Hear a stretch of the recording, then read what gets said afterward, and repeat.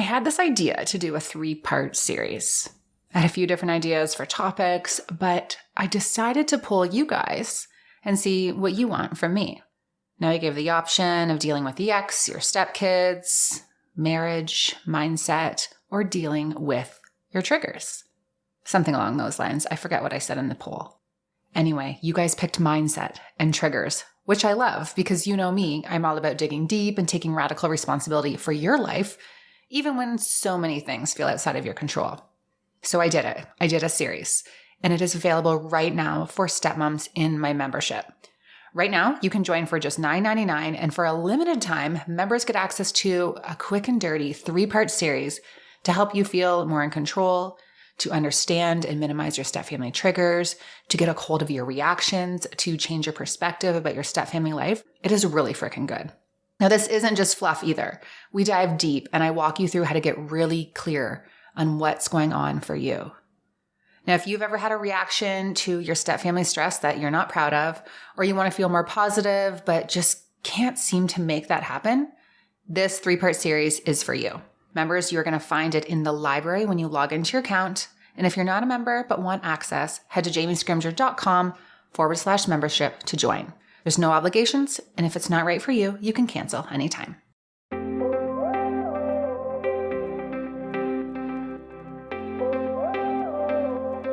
Hey, it's Jamie Scrimger. When I became a stepmom, I quickly realized that while moms are encouraged to keep it real, there's a big double standard when it comes to stepmoms. So I decided to start the conversation myself. Thriving as a stepmom doesn't just come from conversations about being a stepmom, though. Here, we dive into marriage, relationships, personal growth, and more. My mission? Inspire you to live a kick-ass life while bringing you along as I create my own. This is the Kick-Ass Stepmom Podcast. Hello. Welcome to the Kick-Ass Stepmom Podcast. Guys, today's episode is with a pinch me guest. LeAnn Rimes is on the show. I will never forget the first time that I saw LeAnn Rimes was following me. She had liked one of my photos and I was like, oh my God, are you kidding me? How cool is that? And since then we have gone back and forth on Instagram. She hosted me on her podcast, the Holy Human podcast, which I will link in the show notes if you didn't catch that episode. And now, 2 years after trying to align our schedules, she is finally on the show. Now, here's the thing. We look at these stars online and we think that they have this life that is different than ours. And, they have it all together. Maybe they don't experience things the same way as we do because they are so famous. But the real human experience is similar for everyone, famous country singer or not. In this episode, LeAnn and I talk about her experience as a stepmom, the healing that it forced her to do, how she dealt with her personal life being blasted in the media, the narratives that it created, boundaries, personal values, and that outsider feeling that so many stepmoms get. I hope you enjoyed this episode as much as I did. Let's dive in. LeAnn Rimes, welcome to the podcast. I can't even believe this.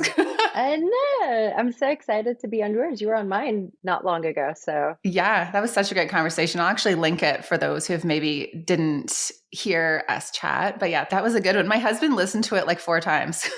Really? That's cool.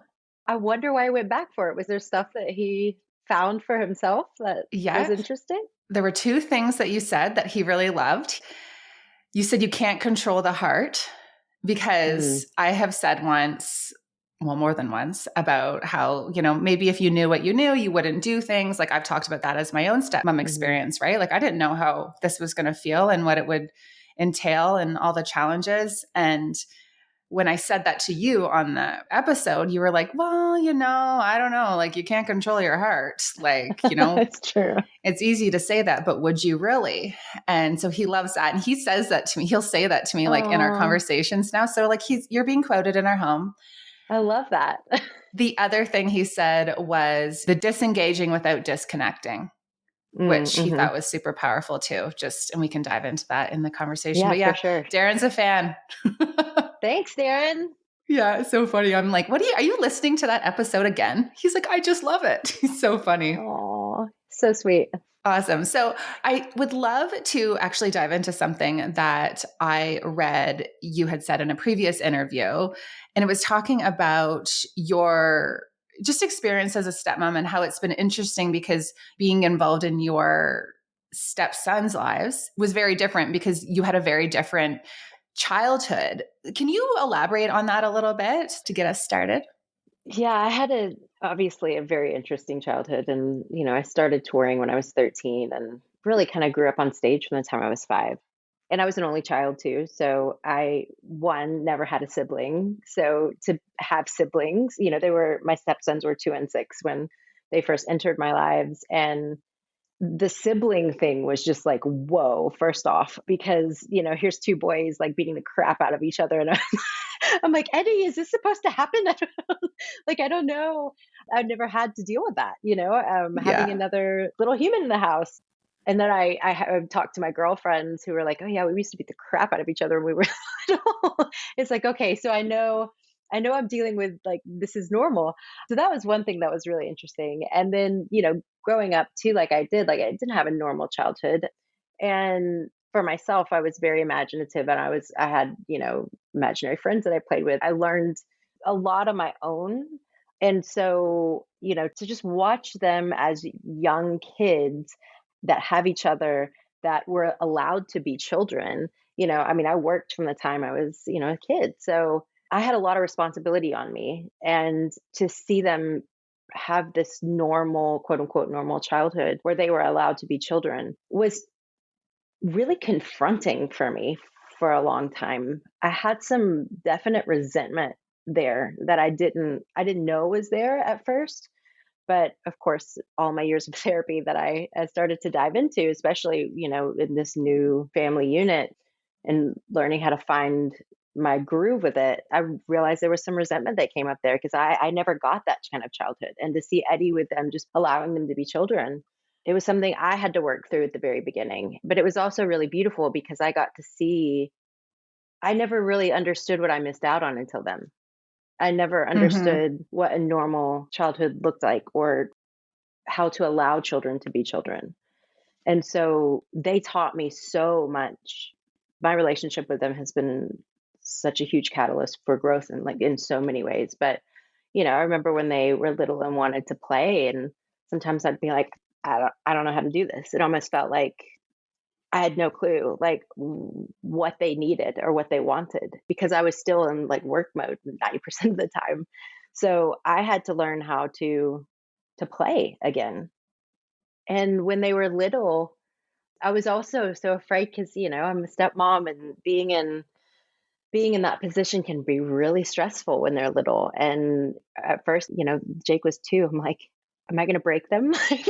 Yeah. And there's someone else's kids and you're like, wait, am I, there's just such complexity to that time in my life and first being around them and all the things that it opened up for me, all the lessons that it taught me. It just was a really big invitation for growth in so many ways. That really hits home for me too, because there were so many things about my childhood that I was like, didn't realize bothered me, didn't realize had Mhm. impacted me or that I had any trauma around. And then all of a sudden I was a stepmom and I was like, oh, actually, this is a Yeah. huge thing. And this is a bunch of stuff that I really, really need to work through. So that really hits Mhm. home. Was it hard to be like in a house with a bunch of kids? Because I don't know about you. That's what I found. I was like, it's so noisy. Like everything is Yes. so busy. There's stuff everywhere. Mhm. And for me, like not having kids before, not having that experience, it's like, why would I ask you to put your shoes away? Like, do I have to ask 100 times? But you don't realize that's actually normal. Like, you know what I mean? Like, just even Right. like Right. understanding what's normal in parenting. Yes. My skew of normal was like so far off Yeah. that, that I really had to learn through Eddie and watching him parent to kind of teach me what normalcy looked like. And we had a lot of those conversations early on. Like you were saying, can't they just pick up their stuff and all those, like you said, normal things. But when when you've been an only child and then you've kind of been the ruler of your own household with no kids around, it throws a different kind of wrench into things. And Hmm. I learned to let go a lot more having kids around. It was just for me, I had either had to surrender to it or it would drive me absolutely nuts. So I started to really appreciate the mess. That's been a huge life lesson for me is like can I let myself be messy and be seen in the mess? Like that's as a recovering perfectionist, it's like even when I sing, even when I'm learning things, like I don't like people to see my process. I like them to see the end result. And I think this has been such a huge lesson for me is like to allow things to be messy, to allow myself to be messy. And kids teach you how to do that. They do that so well. They do it What would you well. say what was your biggest trigger at the very beginning? Like when it came to like in the home? In the home? Oh, that's a good question. Oh my gosh, I really don't know. I didn't That really means have you've a come lot a of, long way. yeah, no, it's true. I think it was mostly the chaos of the situation that we were in that was the biggest trigger. Feeling like an outsider. I think stepmoms and any step parent can feel very much like an outsider. And I think that's something I've dealt with kind of my whole life. So that was another one of those things that it's like stick a knife in and twist it even further. Because I did feel like an outsider. I did, even though that this was my family now, it took several years to feel like, oh, this is my family and I am a part of this family, especially, when in my situation, I was told through media, through so many people that, these aren't your kids, is like over and over. These aren't your kids. This isn't your family. And so hmm I mean, it took a good 3 or 4 years for me to really go, "Oh, yeah, no, I can settle in here, and I am a part of this family, and we are blended, and this is how it is." And so, I think that was a really big trigger for me at the beginning, was just feeling like I don't belong here. And it still brings up sadness for me because I think not only for myself, but for all step parents, because I know that that can be that's a challenge. It's a challenge to navigate, especially at the beginning. Yeah, for sure. I just posted something online the other day talking about, what if you feel like an outsider because you are an outsider? Even just like sinking into that and realizing that at the beginning, because I don't know about you, but when I dreamed of what my family was going to look like, it was the Mhm. first family mentality. Like, this is the roles, this is what this would look like. And what was really challenging for me is to accept the fact that my family is not going to function the way a first family functions. Mhm. And at the beginning, I did feel like I will feel like an outsider because I'm coming in the middle of their story. Yes, that But is true. in order to feel like an insider, I have to go in, right? Because that's the Mhm. problem. Sometimes we feel like an outsider. So then we kind of, put our walls up and we take a step back. Mhm. But then that makes us feel like even more of an outsider, right? Yeah, absolutely, absolutely. And then there's also, I mean, for me, as I've gone on this journey, sometimes I enjoy being an outsider now. Sometimes Mm-hmm. I'm like, I will step out of the way and you guys have fun and deal Yeah. with it. And sometimes now I can see it can work to my benefit. But you're right. I think the more we get stuck in that story, which there is a reality to that, no question about it. But the more we get stuck in that story and then continue to remove ourselves and put up walls, then we've solidified that story even more for ourselves. And I think I definitely got caught in that at some point because you kind of start to build up walls because you don't want to get hurt, Mm-hmm. and putting yourself out there and in there when it comes to that there's a very dynamic energy that happens within a blended family. You can, you're risking the hurt. But I think that like you can't protect your heart. You can't control Yeah. your heart. I think there's a protection there. Like you miss out on so much love if you're putting up those walls. Mm-hmm. So I definitely think we have to take those risks and put ourselves in there, and then also know when to step away. It's a funky role. Yeah. It's a It dance. is. Yeah. What was that like for you going through this transition, which is hard for any regular woman who's not being blasted in the media, or it's not everyone's having like an opinion. Like, how did you deal with that? Because I can't imagine. Yeah. Lots of therapy. It was hard. It was really hard. I'm not gonna lie at all. And there's such a stigma around being a stepmother, in our society. And I've tried really hard to be honest and open about my experience and to try to break some of those stigmas down. But we just live in a world where, we want to pit women against each other. Simple as that. And people enjoy it. Like, if I think about what I went through, it's like people made a lot of money off of that story. you know, Hmm. and they want to keep it going, but they don't realize there's actual human beings behind that. And there's children involved, and people just don't care. They're just attached to drama. And there's a couple things I think that happened for me when I started to realize that people's judgment is a reflection of them and not of me. I was really able to start to disconnect from the narrative and the drama. The more could be centered within myself and know who I am, and that people's opinions aren't who I am. And, just because someone thinks it's true or that you've done something that's ill intentional doesn't mean that that is what happens. Hmm. Like, people just love to create a story and feed into the drama. And I think there was at one point where I'm like, wait, am I doing this? Like, am I this human being that everybody says I am? And I feel like I didn't know who I was enough to recognize that no, that's the story going on out there. And once I realized all of that, I started to really kind of protect my sanity, our sanity as a family, and just really disengage as much as I could from any kind of dramatization of whatever people were talking about that week. Hmm. How did you guys protect the kids from that? It's challenging. I think in our house, like, nothing was really ever talked about or seen.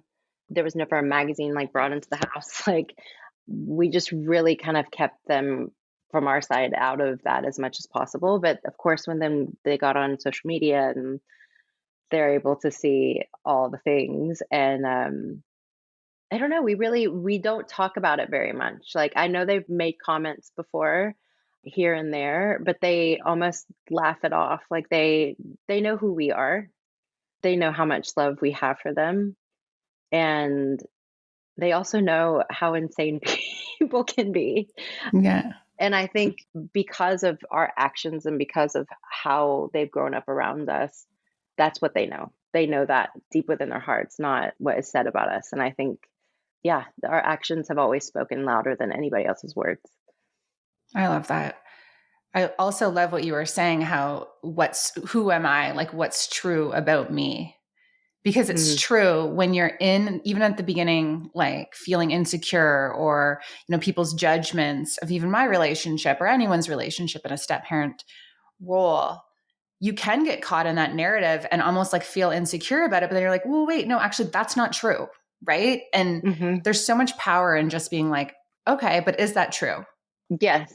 Yes. Like, because we can just go in a tailspin on like something that's not even true. And, some lady said in a tabloid or like at the arena or whatever it is. Right. And it's easier said than done, though, to really be true to who you are. Oh, very much so.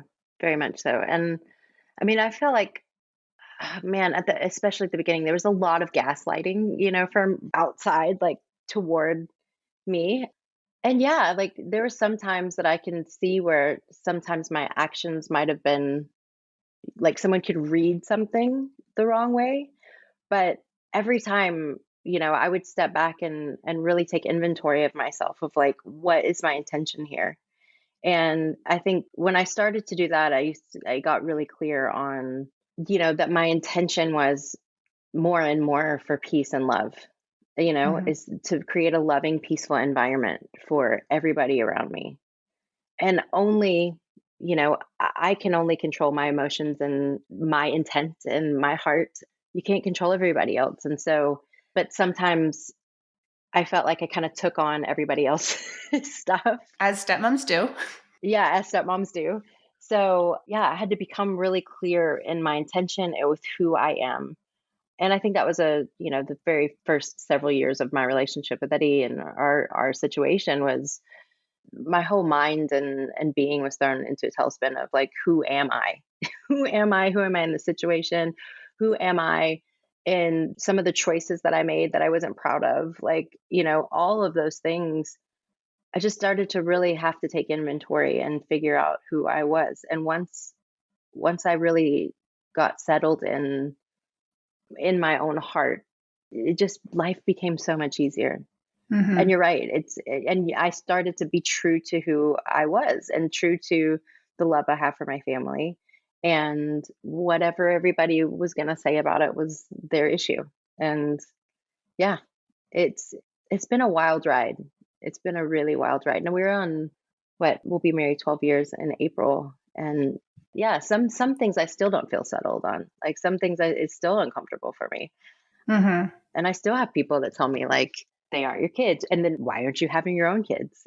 That's my favorite. It's so interesting how people have such an opinion, eh? You know, it's Oh, so such an opinion. And it's so interesting that, like these are my kids in that they're my stepchildren and they're my family. So it's not like mhm. I ever have thought like I need my own child in order to be validated, like as a woman or as a mom or a stepmom. It's never crossed my mind, but it seems to cross a lot of other people's minds, which I find so fascinating about our society. Yeah. You know what I find really fascinating? You know, you're saying, well, they're not your kids. But then when you don't step up and act like they're your own kids, then you're, Right. crucified because you didn't treat them like they're your own kids. So it's like Right. you're supposed to treat them like they're your own, but remember they're not your own. So don't overstep, but make sure you love them like they're Right. your own. The narrative Yeah. really doesn't make a lot of sense. No, it doesn't. I mean, for me, it's just like, how can I open my heart to another human being Mm-hmm. and love all human beings, And gosh, I mean, having kids that aren't your own, I mean, it's taught me how to open my heart up in a completely new way that Mm-hmm. is such a gift because if you're not a step parent, you don't really ever have that opportunity to love someone else's child in that way and to open your home and your life to them. And it, for me, expanded my heart in a way that I'm sure I don't know the expansion of that love as a mom and having a child of my own, but I Mm-hmm. do know that that's a totally different expansion that is similar, that a lot of people don't have the opportunity to experience. It has been such a gift for me. It's Mm-hmm. shown me the capacity in which I can love. And to me, it's not about whose kids are whose. It's just, can I be present? Can I be loving? And can I support these young men in becoming beautiful human beings? Like that's ultimately it. Yeah. And speaking of young men, they're young men now. They are. You're in the teenage, right? How old are they then now? So I'm trying to do the math. They're 19 and Jake will be 16 actually in April. So Wow. yeah, they're full on teenage boys. I mean, Mason's an adult now, a little adult. I mean, I say little, he's 6'6". I know. You know what's interesting? 6'6". Holy, he's tall. He's 6'6". Yeah, he's massive. Yeah, well, it's interesting. So my stepsons are 18 and my other stepson just turned 16 today, actually. So Oh, I oh, hear happy you. birthday. Yeah, it's crazy. He was like the baby, right? Like when I came, he was 5. Mm-hmm. And so you get this, like they were little babies, like baby Yeah. boys. And then it's like now they're, the one just like, do you have a mustache? Like, what's going on here? Like, are you a Yeah, man? I know. It is kind of crazy. I'm going to interrupt this episode really quickly to give you the inside scoop on brands and resources that I'm loving, who also help support the show. As you know, my mindset has really changed around the importance of a healthy lifestyle, and I have been making my health a huge priority. Now, over the last year or so, I have started to integrate some micro habits into my day to help me be healthier, more energetic, and to really change the way that I feel. Now, one of the micro habits that I have integrated is Element. Here's the deal. When you are deficient in electrolytes, it can cause headaches and cramps and fatigue and feelings of weakness. Straight up, it can make you feel like garbage. And having a sufficient amount of electrolytes in your system can regulate your appetite and curb cravings and overall just make you feel much better. Everyone needs electrolytes, especially those on low-carb diets or practicing intermittent fasting or physically active or sweat a lot. And a lot of the electrolyte drinks have sugar and artificial ingredients and coloring which is not needed and unhealthy. Now get this, according to the FDA, over 70% of sodium in the typical US diet is consumed from packaged and processed food. Now you do need sodium, so when you adopt a whole food diet and you're eliminating the processed food and all of that crap, you actually eliminate a lot of the sodium from your diet. Now, obviously, it's not recommended that you reintroduce the processed food, but not replacing that sodium can negatively impact how you feel, which is where Element comes in. So Element is a tasty electrolyte drink with everything you need and nothing you don't. That means a lot of salt with no sugar. Element is formulated to help anyone with their electrolyte needs and is perfectly suited for anyone following a keto, low carb, or paleo diet. It has none of the junk, no sugar, no coloring, no artificial ingredients, no gluten, no fillers, no BS. I personally have Element every single day, mostly when I'm working out, but also when I'm feeling dehydrated or perhaps had some wine the night before. Now, Element is offering a free sample pack with the purchase for my listeners when you order through my link. They have a money back guarantee, so if you don't like it, you can get your money back. And this sample pack allows you to taste the different flavors and just figure out what your favorite is. Personally, mine is watermelon and raspberry is a close second. So just head to www.drinkelement.com/kickassstepmom. That's drinklmnt.com/kickassstepmom to place your order and get your free sample pack. That's www.drinklmnt.com/kickassstepmom. I want to tell you about something I'm doing for 2023. I'm going through my closet and getting rid of anything that does not represent my best self. If the best version of myself, the one that I dream about becoming, wouldn't wear it, or it doesn't make me feel confident and good, it is going in the donate pile or I'm selling it. That includes my loungewear. I am no longer into comfy clothes that make me feel like a slob kebab. I want to look cute. I want to look put together, even when I'm just chilling. So I've gone through my loungewear and purged. You want to know what's left? My Cozy Earth. I am not kidding when I tell you that Cozy Earth loungewear is next level. It washes perfectly, it fits well, and the quality is amazing. The breathable 4-way stretch bamboo viscose fabric is temperature regulating and the most comfortable ever.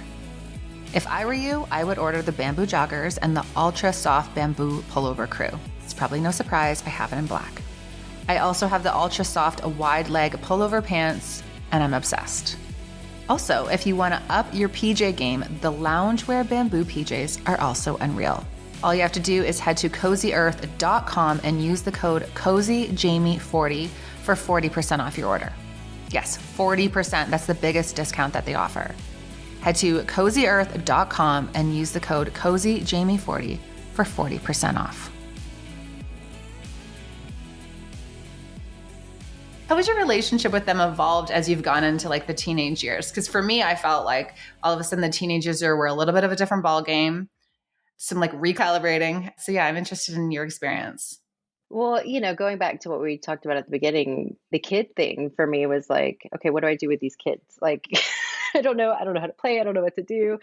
But now that they're older, like I love hanging out with them and talking and like I have the greatest conversations and they're just a lot of fun to be around. It is a whole different for me. Like I'm almost, as a stepmom, like I said, sometimes it's kind of nice to be a tiny bit removed. And I feel like, I let their parents now deal with like all the parent stuff and I get to support them and hang out and, have these really interesting, lively conversations with these young human beings.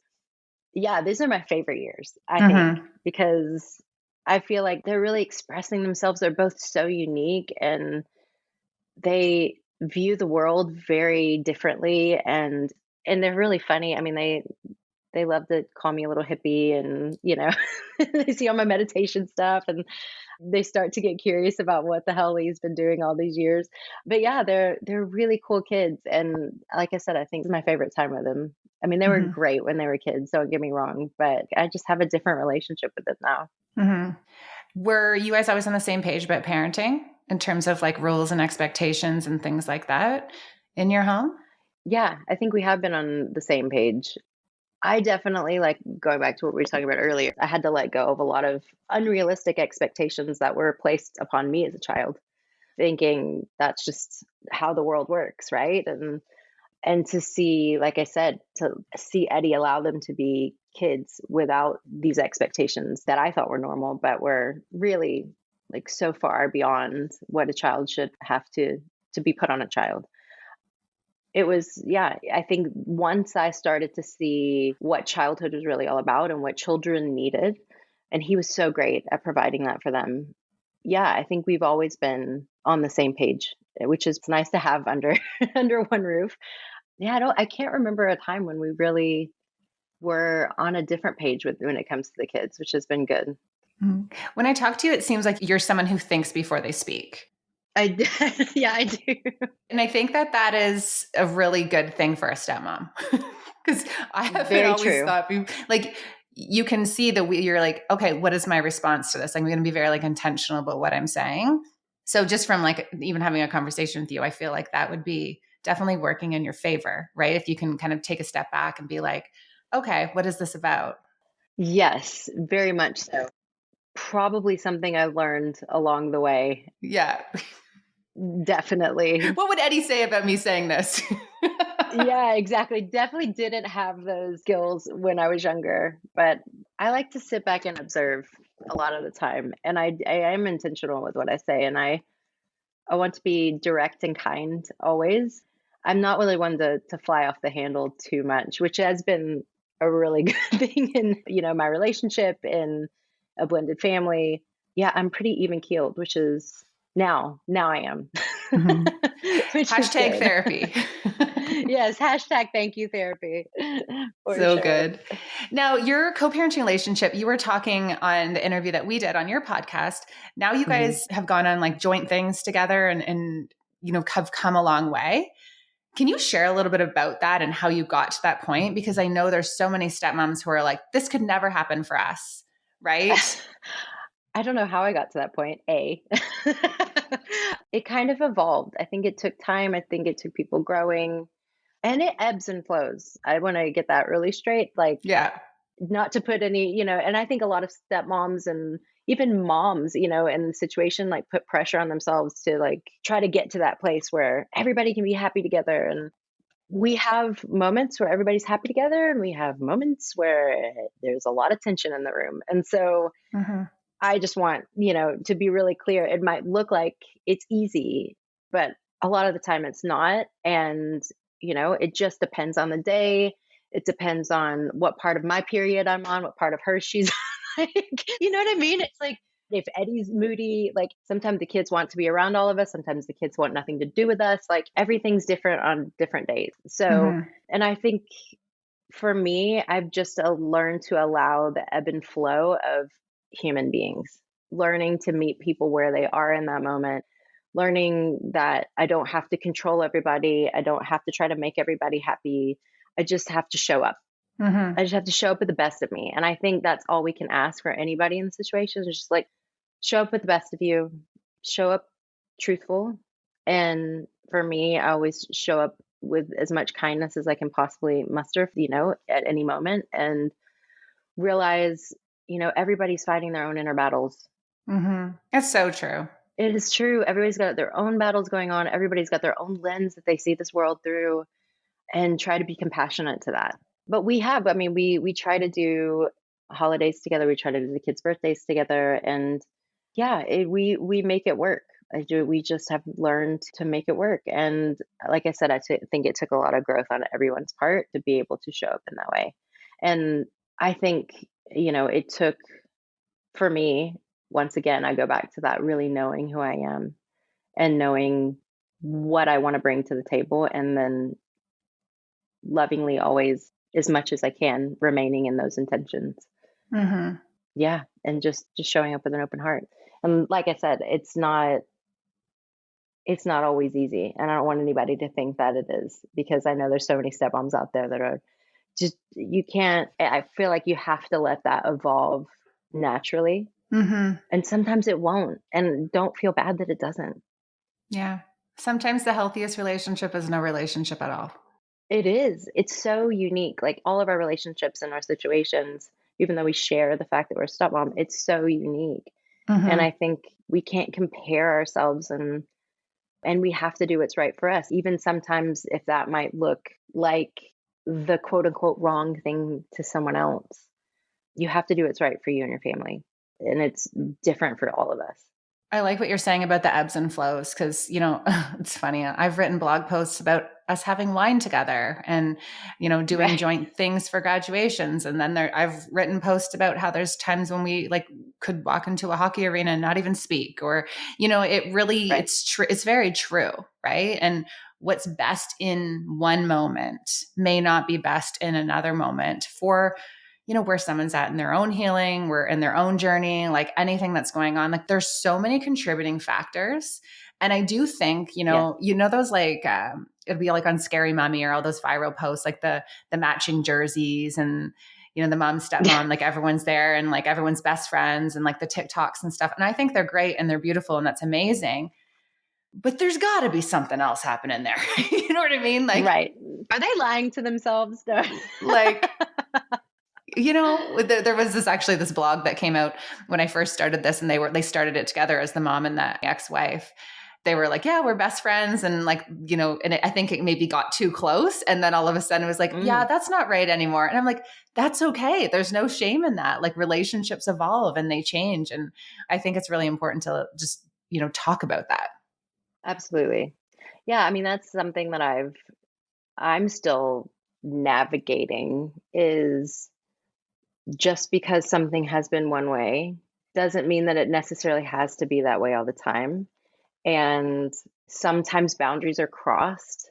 And when they're crossed, how do I set the boundary, but still like, I know you mentioned earlier, it's like that disengaging without disconnecting. And how do I set the boundary without shutting off and there being a wall? Gosh, those are things that Eddie and I are still learning how to navigate still to this day. Mm-hmm. Yeah, it's a dance. It's a dance. And I haven't figured that completely out. What areas would you say boundaries have been like needed for you, for your own kind of mental space? It's a really good question. I think there has to be, because for me, it's very unique. I think for our relationship's very unique because there is such a public piece of us. And there are times I think I wish that our lives together and as a blended family could be ours. Now, last question for you. When you look back on your experience as a stepmom, and you probably touched on it a little bit, but I want to make sure I ask, what has been the biggest lesson for you? And, we've both said over our conversations in different times, when we are triggered by something, it's kind of this invitation to heal something, right? Like what is this actually about? What has been the biggest thing for you as a stepmom? Hmm. Wow. There's so many. I think it's really been this beautiful invitation to get to know myself and to also love when I do feel like the outsider. I think that outsider piece has been a really big thing for me to give myself what I need and to love myself. And there have been moments when Eddie has to be there for the kids, and I can feel like I take, this kind of back seat. And I've learned to give myself what I need. It's been interesting because it's almost like you can feel like you're single and not at the same time. Like you feel like you're very much attached and then also feel like you're single. And because I've never really had the single life. And so it's been this kind of beautiful dance for me of almost getting a taste of it in that when I do feel like the outsider, when Eddie and when the kids have to be his first priority, I've had to learn to love me and support me and nourish me. And that's been a beautiful, beautiful lesson. I mean, there's so many, but I think to circle back around to that piece we talked about of feeling like the outsider, I've had to learn to give myself that love and attention and that belonging. Like I belong to me and also them, but first to me. And I'm still learning that. I'm there, but I'm solidifying that even more with where I'm at in my life at this moment. I love that. And I think that's going to be really powerful for stepmoms in that space to hear, because when you don't give yourself that love, you can find yourself in a place of resentment and, putting up those walls, and that just kind of snowballs and makes things worse. Yeah, it's so true. And I was there at one point early on. because here you are entering this relationship where if you're in a new relationship, a new marriage with no children, there's no one else is attached. It is about you, and it is about the two of you. And when we enter these blended families, like, we don't necessarily get that. And so there can be a lot of resentment there until we learn the dance, until we learn how to self source, and until we can see. I think for me, that, like I said, I've mentioned throughout this, that can also be a gift. Like, that can also be a gift to get to know you, to give your own self-love. Yeah, to not always have to be involved. Like, there can be such a beautiful gift in that too. So maybe that's my reframe Yeah, for I love it. And myself. some That days has it is been a really beautiful gift to helpful. not have to be involved. Yeah, some days it is. I mean, let's just be honest. Yeah. I mean, I joke.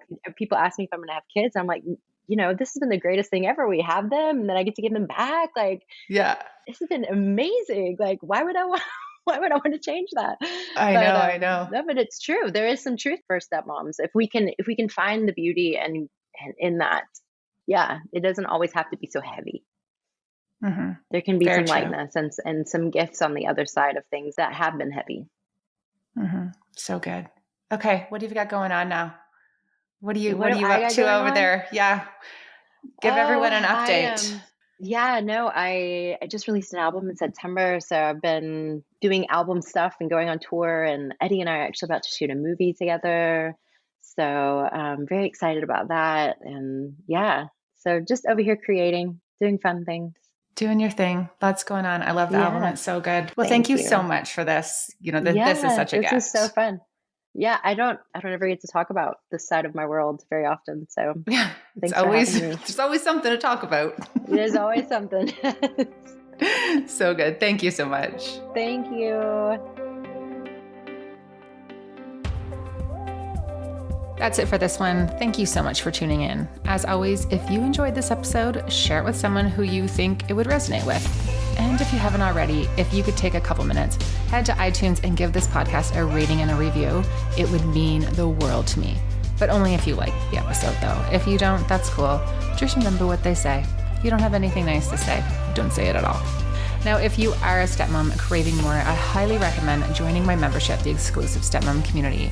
Members get access to additional podcast episodes, interviews and coaching sessions, and live Q&As, and just exclusive next-level content and conversation that I don't share anywhere else. Have an issue or a stressor that you'd like my support with? Just bring it to the Ask Jamie section of the forum. I check in throughout the week, and I'm here to help you out. To get more information or to join, head to www.jamiescrimger.com/membership, and I'll see you in there.